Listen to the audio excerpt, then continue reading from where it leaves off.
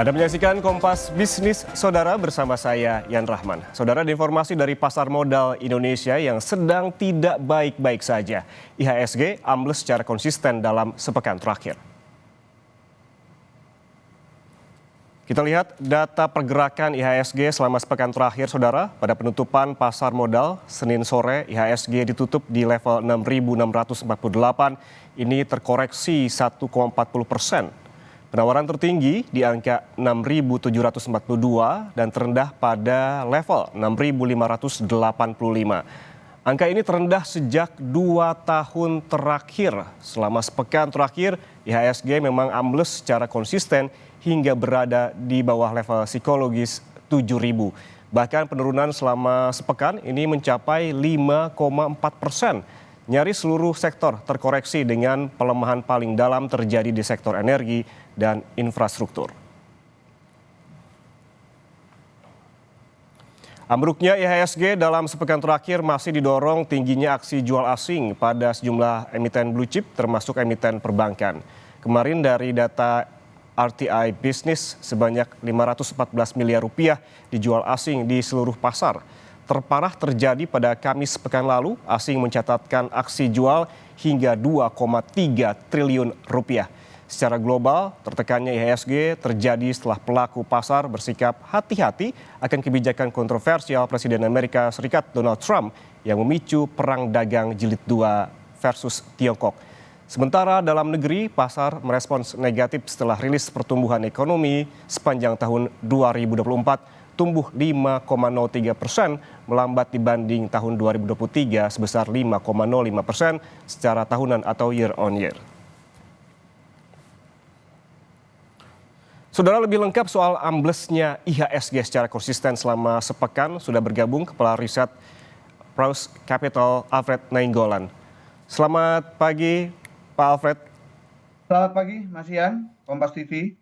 Pak Alfred, kita lihat kemarin IHSG ini turun ataupun terkoreksi sangat dalam ke level di 6.600-an. Dari analisis Anda, faktor apa saja ataupun sentimen apa saja yang terjadi kemarin? Ya, kalau ditanya kita lihat sentimennya apa saja, yang pertama mungkin kita breakdown ya. Kalau kita lihat koreksi hampir sepekan ini tadi seperti yang disebutkan 5,4%, hampir 382 poin ya. Jadi kalau kita lihat saham-saham apa yang menjadi kontribusi terbesar, yang kita lihat memang cukup terlihat bahwa dari grup Barito atau konglomerasi Pragiwaksono Bagus itu menyumbang kurang lebih hampir 50% dari pelemahan indeks kita. Selebihnya disumbang oleh tadi saham perbankan, khususnya tadi ada Bank BRI dan juga Bank Mandiri. Yang kedua adalah saham sektor telco dan batubara. Jadi kalau kita lihat memang sentimennya terkuat, menjadi kontributor sentimen negatif adalah dari saham-saham tersebut. Jadi kalau kita lihat memang overall kalau kita dibandingkan dengan beberapa bursa yang lainnya yang bisa dikatakan hampir menguat ya sepanjang sepekan ini, artinya memang kita lebih banyak didominasi oleh sentimen-sentimen negatif. Memang ya masih ada beberapa concern ya dari sentimen-sentimen global, tapi kita melihat bahwa sentimen global lebih mendorong investor untuk lebih pasif saja. Jadi kalau kita lihat sentimen pelemahan, koreksinya memang dari saham-saham tersebut. Dan kalau kita lihat latar belakangnya memang hampir keseluruhan memang didominasi oleh sentimen individual saham-saham tersebut ya. Jadi kalau kita lihat grupnya konglomerasi BRPT atau Barito memang lebih kepada tadi gagalnya masuk indeks MSCI yang memang dirilis di pekan kemarin pengumumannya.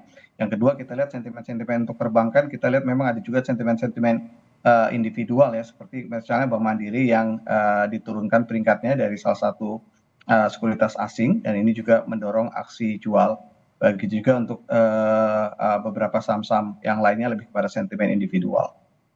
Artinya ini lebih fokus di dalam negeri begitu ya, sentimen negatif yang menyebabkan pergerakan IHSG ini ambles. Tadi disebutkan bahwa ada 2 saham konglomerasi seperti Brand dan juga Cuan yang juga turun cukup dalam ataupun terkoreksi cukup dalam, dan juga ada laporan keuangan dari sektor perbankan yang juga tidak sesuai dengan ekspektasi begitu ya. Kemudian secara domestik ini tidak hanya kemarin begitu penurunan secara konsisten, IHSG ini selama sepekan konsisten ambles. Kita tahu di dalam negeri ada rilis soal BPS ekonomi Indonesia tahun 2024 yang hanya tumbuh 5,03% atau melambat secara tahunan dibandingkan tahun sebelumnya. Ada juga kebijakan pemangkasan anggaran kementerian dan lembaga. Seberapa besar tentunya ini mempengaruhi pergerakan IHSG?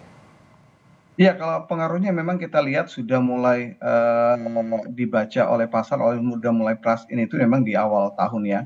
Kita memang melihat angka pertumbuhan ekonomi kita di kuartal keempat, bisa dibilang kuartal keempat itu adalah momentum pemilihan umum ya, Pilpres. Jadi kalau kita lihat ternyata dampaknya juga tidak terlalu cukup signifikan. Kita lihat bahwa angka kuartal keempat pertumbuhan ekonomi kita juga bisa dibilang tidak cukup menggembirakan, walaupun memang masih di atas 5%. Jadi kalau kita lihat di-combine dengan kondisi di awal tahun ketika memang mulai Trump terpilih dan ada kebijakan perang dagang yang akan kembali dimulai di awal tahun, ini juga semakin mendorong pasar lebih pasif ya, sehingga ketika pasif otomatis dari internal relatif sentimen positifnya juga tidak banyak yang mendorong pasar untuk berani mengambil ke aset kelas seperti saham. Jadi kalau kita lihat memang pasar cenderung lebih begitu ada beberapa profit taking, kita lihat di sepanjang Januari sampai Februari pasar cenderung lebih wait and see untuk menunggu ke depan. Apalagi kita lihat memang dari sisi domestik sendiri kita memang melihat bahwa investor masih disuguhkan dengan tadi bicara masalah defisit anggaran kita yang cukup besar di 2025, efisiensi yang cukup besar yang juga diperkirakan juga kemungkinan bisa mengganggu tadi pertumbuhan ekonomi dan berjalannya pemerintahan. Dan kalau kita lihat juga program yang cukup fenomenal seperti makan gizi gratis juga masih ditunggu seberapa besar dampaknya terhadap pertumbuhan ekonomi karena bicara masalah konsumsi ya yang memang menjadi segmen terbesar dalam penyumbang pertumbuhan ekonomi kita. Kalau kita lihat porsi dari sentimen yang terjadi di dalam negeri memang lebih besar dibandingkan secara global. Namun tidak dapat dipungkiri juga Pak Alfred bahwa secara global ini mempengaruhi IHSG. Ini kalau kita melihat perang dagang antara Amerika Serikat dan juga Tiongkok, seberapa besar ini membuat IHSG tertekan bahkan di bawah angka 7.000, angka psikologis begitu. Kita ketahui bahwa pekan kemarin IHSG dan juga rupiah sempat rebound ketika Trump memutuskan untuk menunda tarif baru di Meksiko dan juga Kanada. Namun ini tidak berlangsung lama. Analisis Anda seperti apa? Ya, kalau kita lihat dari pekan kemarin sebenarnya bicara masalah topik perang dagang sudah mulai mereda ya dampaknya terhadap pasar saham. Kita juga lihat di beberapa bursa global tadi seperti saya sampaikan di awal bahwa pekan kemarin bursa global hampir bisa dikatakan mengalami rebound atau penguatan. Artinya memang tadi eskalasi atau dampak terhadap isu perang dagang atau tema perang dagang sudah mulai berkurang. Tapi kalau kita lihat memang dari sisi Indonesia sendiri kita memang dampaknya memang meskipun tadi mulai mereda, tapi kalau kita lihat dari sisi nilai tukar kita akui bahwa negara kita rupiah kita memang tertekan tidak hanya dari sisi mata uang US dollar saja, tapi dari Eropa dan juga Asia juga kita bisa dibilang mengalami tekanan juga terhadap nilai tukar kita. Jadi kalau kita lihat memang dampaknya memang dari sana ya kalau kita melihat sentimen makro terhadap IHSG. Jadi untuk ke depannya kita memang melihat bahwa sepertinya sentimennya juga masih minim sentimen positif. Memang Oke. iya ada musim laporan keuangan, ada musim pembagian dividen, tapi kita juga lihat dampaknya juga mungkin tidak akan terlalu besar. Besar kemungkinan IHSG akan lebih kepada konsolidasi dan berat untuk rebound. Mungkin kalau hari ini kita lihat mungkin akan mengalami rebound ya, tapi lebih kepada technical rebound saja. Jadi artinya bersifat short term, hanya pembalikan arah. Artinya untuk koreksi ke depan masih akan melihat kondisi eskalasi perang dagang yang sepertinya juga masih sulit untuk terselesaikan dalam jangka pendek. Ya, rebound tentunya sangat diharapkan oleh investor ya, terutama hari ini begitu kita melihat hari kemarin yang koreksinya cukup dalam. Proyeksi Anda Pak Alfred, kita melihat dinamikanya begitu banyak di dalam negeri dan juga secara global. Proyeksi Anda selama paling tidak satu semester ini seperti apa di IHSG dan sektor apa saja yang perlu diantisipasi oleh retail?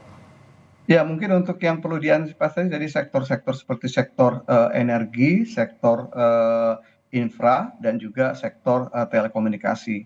Kalau untuk melihat sektor-sektor yang cenderung defensif dan juga masih kuat dalam semester ini, kita lihat seperti saham-saham seperti saham berbasis komoditi dan juga consumer good. Jadi kita melihat ya saham-saham itu yang sektor-sektor di saham itu yang relatif masih cukup baik ya. Tadi seperti mining dan juga consumer good.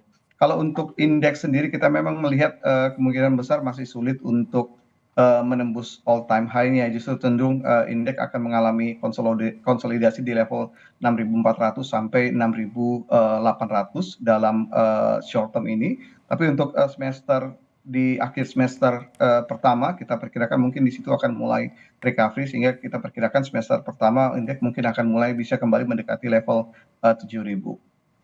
Baik, harapan kita bersama semakin cepat lebih baik begitu ya, di mana indeks harga saham gabungan bisa mencapai melebihi angka psikologis 7.000, dan tadi juga seperti Pak Alfred bilang ada beberapa sektor yang memang perlu diantisipasi oleh retail, seperti juga tadi ada consumer goods dan juga mining. Terima kasih Kepala Riset Praus Capital Alfred Nainggolan telah bergabung bersama kami di Kompas Bisnis. Sehat selalu. Terima kasih.